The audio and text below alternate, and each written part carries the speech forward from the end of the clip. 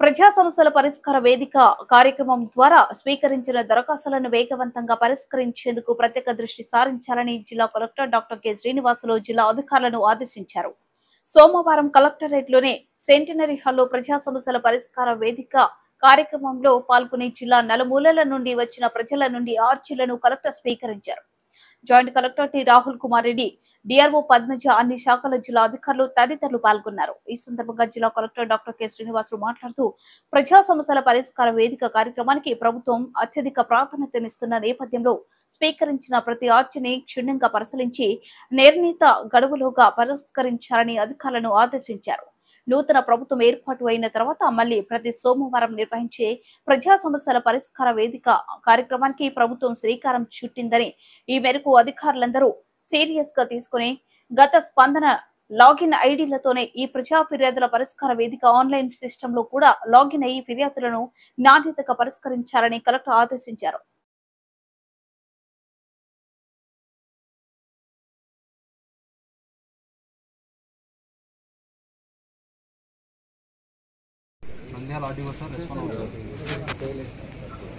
నమస్తే sir, RTO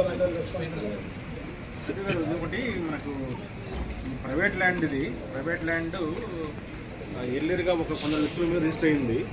again same ల్యాండ్ని ఎవరైతే వాళ్ళకి టైటిల్ లేదో వాళ్ళు ఇంకొక మళ్ళీ అగైన్ 2019లో అన్నారు. ఇది లాంగ్ పెండింగ్ ఇష్యూ. ఒకసారి డీటెయిల్గా చూసి ఓకే ఒక 1 వీక్లో detail report along with district registrar. So చూడండి, అది ఏమైనా మా కొత్తగా అర్జీలు తీసుకొచ్చారా? సార్ 2 క్లబ్ చేసుకుని నాకు రిపోర్ట్ ఇవ్వండి 1 వీక్లో. ఓకే అవుతుంది సార్.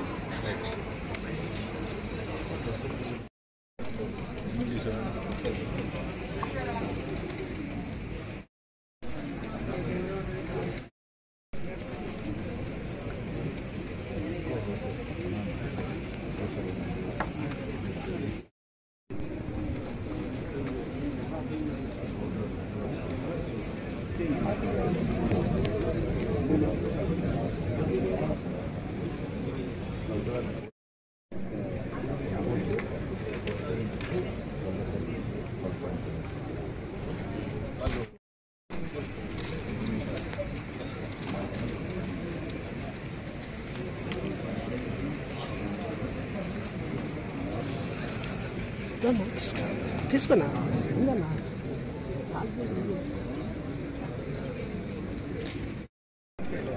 తీపో ల్యాప్టాప్ తీసుకో. సొసైటీ ల్యాండ్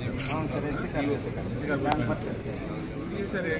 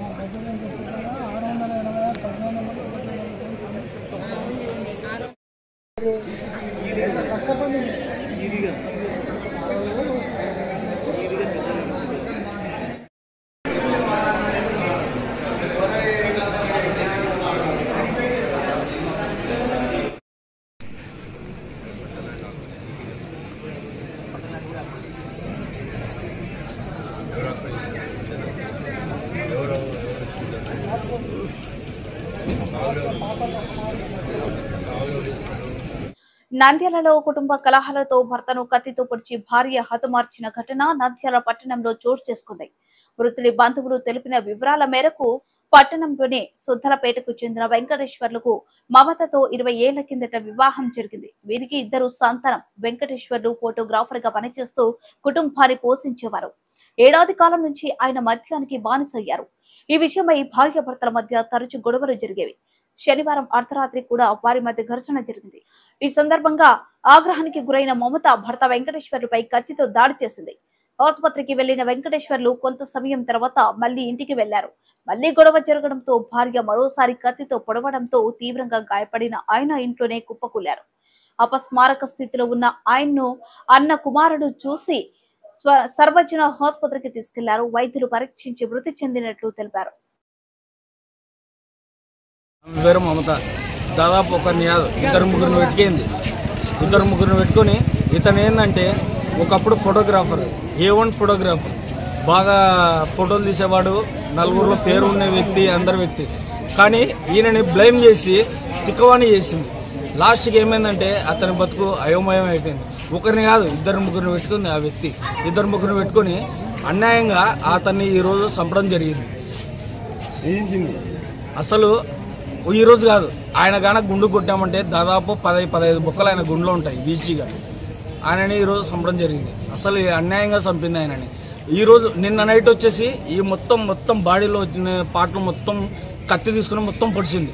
ఈరోజు మార్నింగ్ వచ్చేసి 4:30కి ఆ టైంలో ముక్కుకేసి కుట్టడం జరిగింది. ముక్కుకేసి కుట్టడంలో స్పాట్లో కురకోలిపోయినాడు. ఏం రాని మేము ఇంటికి పోయేలాగానే స్పాట్లో డెత్ అయినాడు. అప్పటికి మాకు అనుమానం నిత్యంతో మళ్ళీ హాస్పిటల్ తీసుకుని రావడంతో ఈడ డెత్ అయినాడని డిక్లేర్. నంద్యాల జిల్లా బొమ్మల సత్రం వద్ద గల జిల్లా పోలీస్ కార్యాలయంలో సోమవారం నిర్వహించిన ప్రజా ఫిర్యాదుల పరిష్కార వ్యవస్థ కార్యక్రమంలో నంద్యాల జిల్లా ఎస్పీ కె రఘువీరెడ్డి ఫిర్యాదులను స్వీకరించారు. ఈ సందర్భంగా జిల్లా నలుమూలల నుండి విచ్చేసిన ఫిర్యాదుదారుల సమస్యలను జిల్లా ఎస్పీ అడిగి తెలుసుకుని సంబంధిత అధికారులతో స్వయంగా ఫోన్లో మాట్లాడి చట్ట పరిధిలో ఫిర్యాదుదారుల సమస్యలను సత్వరమే పరిష్కరించాలని ఆదేశించారు. చట్ట పరిధిలో చట్టపరంగా ఉన్న సమస్యలకు తక్షణమే పరిష్కారం చూపాలని, ఫిర్యాదులను మళ్లీ పునరావృతం కాకుండా చూడాలని, ఫిర్యాదుల పట్ల నిర్లక్ష్యంగా వ్యవహరించరాదని సంబంధిత పోలీసు అధికారులతో ఫోన్లో మాట్లాడి పరిష్కారం చూపాలని ఆదేశించారు.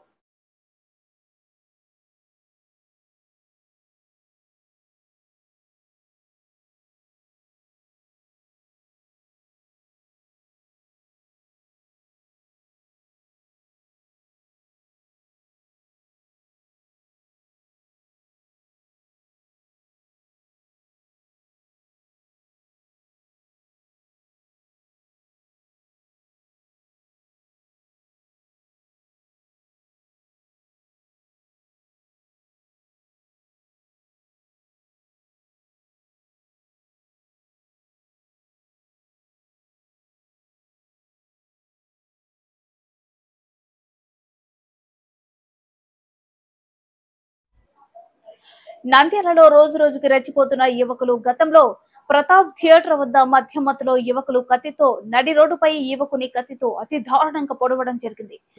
నంద్యాలలో మరో సంఘటన చోటు చేసుకుంది. నంద్యాల పట్టణంలో ఎస్పీ కార్యాలయానికి పూతవేటు దూరంలో నడి రోడ్డుపై ఓ యువకుడిపై కత్తితో దాడి చేసిన ఘటన ఆదివారం కలకలం సృష్టించింది. బాధితులు తెలిపిన వివరాల మేరకు స్థానిక బొమ్మల సత్రంలో డబ్బు విషయంలో రవి, శివ ఇద్దరు గొడవ పడ్డారు. ఇది చూసిన శివ స్నేహితుడు శేఖర్ గౌడ్ వచ్చి అందరూ చూస్తుండగానే నడి రోడ్డుపై రవిపై కత్తితో దాడి చేశాడు. ఈ దాడిలో రవికి తీవ్ర గాయాలు కావడంతో స్థానికులు ప్రభుత్వ ఆసుపత్రికి తరలించారు. పరిస్థితి విషమంగా ఉండడంతో కర్నూలుకు రెఫర్ చేశారు. 3వ పట్టణ పోలీసులు కేసు నమోదు చేసి దర్యాప్తు చేస్తున్నారు.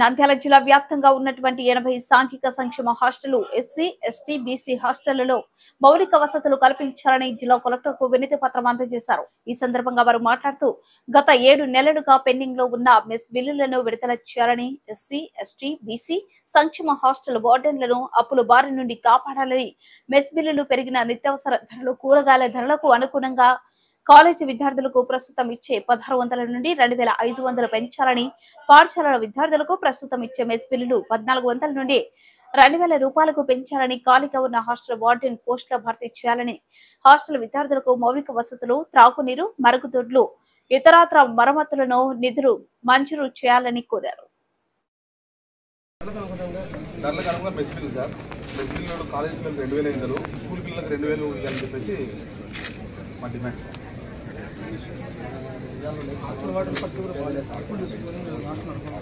రివ్యూ చేస్తున్నాం, మొత్తం అన్ని హాస్టల్ వాటితో రివ్యూ చేస్తున్నాం. ఇష్యూస్ ఉన్నాయి, స్టార్ట్ అవుతుంది కదా, కొంచెం సార్ రిపోర్ట్ కూడా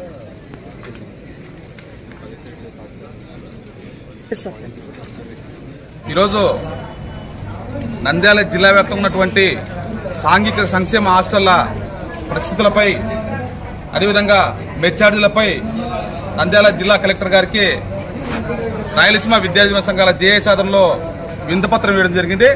ప్రధానంగా వచ్చేసి రాష్ట్ర వ్యాప్తంగా ఎస్సీ, ఎస్టీ, బీసీ హాస్టల్స్ 2300 ఉన్నాయి. దాంట్లో 2,60,000 మంది విద్యార్థులు ఈరోజు అభ్యర్థిస్తున్నారు. కానీ గత రాష్ట్ర ప్రభుత్వము ఏ రోజు కూడా వాళ్ళకు సక్రమైనటువంటి మెస్ బిల్లు అందించలేదు. మనం చూసుకుంటే గత 6 నెలల నుంచి కూడా మెస్ బిల్లు రిలీజ్ చేయలేక విద్యార్థులు చాలా ఇబ్బంది పడినారు. అందులో భాగంగానే మన నంద్యాల జిల్లాకు సంబంధించి ఎస్సీ, ఎస్టీ, బీసీ హాస్టల్స్ 30 ఉన్నాయి. ఈ యొక్క 30 హాస్టల్స్లో దాదాపు అక్టోబర్ నుంచి కూడా ఏ రోజు కూడా మెస్ బిల్లు నెలలా పడలేదు. దీంతో హాస్టల్ వార్డెన్లు లక్షలాది రూపాయలు అప్పులు చేసి ఆర్థిక ఇబ్బందులు అంటున్నాం. అందులో భాగంగానే మేము గత కాంగ్రెస్ గవర్నమెంట్లో పెద్ద ఎత్తున పోరాటం చేస్తే మెస్ బిల్లులు పెంచారు. కానీ లాస్ట్ గవర్నమెంట్ కూడా మనము అయ్యా మీరు కాలేజీ విద్యార్థులకు 2500 ఇవ్వండి, స్కూల్ విద్యార్థులకు 2000 రూపాయలు మెస్ బిల్లు మనం ధర్నాలు చేస్తే కేవలం గత ప్రభుత్వం వైసీపీ ప్రభుత్వము కాలేజీ విద్యార్థులకు 1600, స్కూల్ విద్యార్థులకు 1400 రూపాయలు ఇచ్చారు. అందుకోసం అని చెప్పి మేము ఈరోజు అంటున్నాం, రాష్ట్ర వ్యాప్తంగా పెరిగిన ధరలకు అనుగుణంగా కాలేజీ విద్యార్థులకు 2500 రూపాయలు, స్కూల్ విద్యార్థులకు 2000 రూపాయలు పెంచాలని చెప్పేసి డిమాండ్ చేస్తూ ఈరోజు రిప్రజెంటేషన్ ఇచ్చాం. అందులో భాగంగానే ఈరోజు కొన్ని సంక్షేమ హాస్టళ్లలో కనీస వసతులు, వాటర్ సంబంధించిన సమస్యలు కానీ, మరుగుదొడ్లకు సంబంధించిన సమస్యలు కానీ ఉన్నాయి. అందుకోసం వచ్చి కలెక్టర్ గారు కూడా ఖచ్చితంగా మీటింగ్ పెట్టి, అధికారులతో మీటింగ్ పెట్టి, వార్డులతో మీటింగ్ పెట్టి ఈ యొక్క సమస్యను లేకుండా అధిగమిస్తామని చెప్పారు. మేము కూడా విద్యార్థుల సమస్యల కోసం ఈ యొక్క పరిష్కరించకపోతే పెద్ద ఎత్తున పోరాటం చేస్తామని చెప్పి తెలియజేస్తున్నాను. నా పేరు రాజనాయుడు, రాయలసీమ విద్యార్థి సంఘాల జేఏసీ చైర్మన్. ఏదైతే ఈరోజు నంద్యాల జిల్లా వ్యాప్తంగా అదే రాష్ట్ర వ్యాప్తంగా పెండింగ్ లో ఉన్నటువంటి సంక్షేమ హాస్టల్, ఏదైతే ఎస్సీ, ఎస్టీ, బీసీ, మైనారిటీ హాస్టళ్లకు గత 6 నెలల నుంచి పెండింగ్ బిల్లులు విడుదల కాక అదే ఒక్క వార్డన్లు చాలా చోట్ల అప్పులు చేసుకుని ఈరోజు ఆ అప్పులు కానీ కట్టుకోలేని పరిస్థితి ఉన్నారు. అదేవిధంగా ఈరోజు జిల్లా కలెక్టర్ గారిని మేము కలిసి విద్యార్థి సంఘాలుగా మేము కలిసి ఆయనకు వినతిపత్రం ఇవ్వడం జరిగింది. సానుకూలంగా స్పందించినటువంటి జిల్లా కలెక్టర్ గారు ఏదైతే ఇక్కడ ఉన్నటువంటి సోషల్ వెల్ఫేర్ ఆఫీసర్తో అదేవిధంగా వార్డర్లతో కలిసి ఒక రివ్యూ మీటింగ్ ఏర్పాటు చేసి పై అధికారులకు నివేదిక పంపించి అదేవిధంగా విద్యార్థులకు బస్ ఛార్జీలు పెరిగే విధంగా కానీ కృషి చేస్తామని చెప్పి ఆయన తెలియజేయడం జరిగింది. నా పేరు షేక్ రియాజ్, డెమోక్రటిక్ విద్యార్థి డివిజన్ సంఘం రాష్ట్ర అధ్యక్షుడు. 2023-24 గత విద్యా సంవత్సరం ముగిసిన తర్వాత మళ్ళీ ఈ 2024-25 విద్యా సంవత్సరానికి ప్రారంభం కావస్తున్న నేపథ్యంలో వెనుకబడిన సంక్షేమ హాస్టళ్లు, బీసీ, ఎస్టీ, మైనార్టీ యొక్క హాస్టల్ అయితే ఉన్నాయో వాటికి ఏవైతే పెండింగ్లో ఉన్నటువంటి బిల్లులు వెంటనే సమకూర్చి ఆ యొక్క సంక్షేమ చదువుకున్న విద్యార్థులకు న్యాయం చేయాలని చెప్పేసి రాయలసీమ విద్యార్థి సంఘాల జేఏసీ ఆధ్వర్యంలో ఈరోజు నంద్యాల జిల్లా కలెక్టర్ గారికి ఒక వినతిపత్రం ఇవ్వడం జరిగింది. అందులో భాగంగా ఆయన సానుకూలంగా స్పందించి రేపు లేదా ఎల్లుండి సంక్షేమ హాస్టల్ అన్ని యొక్క వార్డులతో డిఎస్డబ్ల్యూ గారితో జిల్లా అధికారులందరితో మాట్లాడి ఆ యొక్క సమస్య పరిష్కరిస్తారని చెప్పేసి వాగ్దానం చేయడం జరిగింది. ఈ యొక్క కార్యక్రమానికి మా యొక్క విద్యాసంఘాల జేఏసీ ఆధ్వర్యంలో భవిష్యత్తులో కూడా ఇలాంటి పోరాటాలు కొనసాగించడానికి మేము ముందుతామని చెప్పేసి తెలియజేస్తూ నా పేరు ఓబ్లేసు, రాయలసీమ స్టూడెంట్ అసోసియేషన్ రాష్ట్ర వ్యవస్థాపక అధ్యక్షుడు. ఫిర్యాదులను స్వీకరించారు. ఈ సందర్భంగా జిల్లా